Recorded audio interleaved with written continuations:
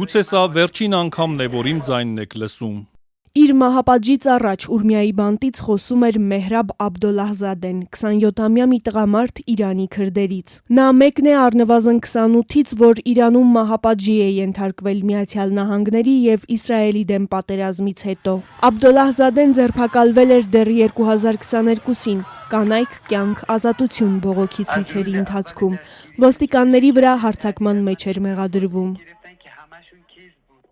Տարիների բանտարկությունից հետո Մեհրաբը կախաղան է հանվել մայիսի 3-ին, Իրանի պետական լրատվամիջոցները հայտնեցին։ Ձերբակալությանս առաջին իսկ օրվանից նրանք խոշտանգումների և սպառնալիքների միջոցով ինձնից խոստովանություններ են կորզել։ Ամենը սուտ։ Իրանում ռեժիմը գրեթե ամենօրյա մահապատիժներ է իրականացնում, ևս 3 տղամարդ մայիսի 4-ին կախաղան հանվեցին, մասնակցել էին այս հունվարի բողոքի ցույցերին։ Սա վախ սերմանելու և հանրային անհամաձայնությունը ճնշելու միջոց է, հայտարարում է Նորվեգիայում գործող Իրանի մարդու իրավունքներ կազմակերպության տնօրեն Մահմուդ Ամիր Մողադամին։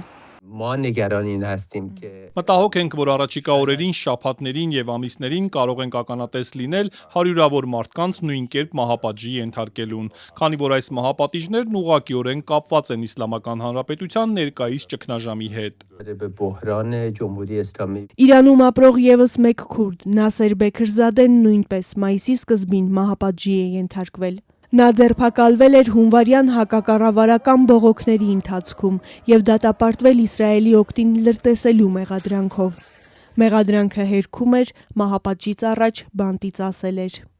Այս մահապատժի դատավճիռը կործանել է ինձ, փշրել է ինձ, ամեն պահի ես սեփական մահս եմ տեսնում, այսօր իմ հերթն է, վաղը մեկ ուրիշին է,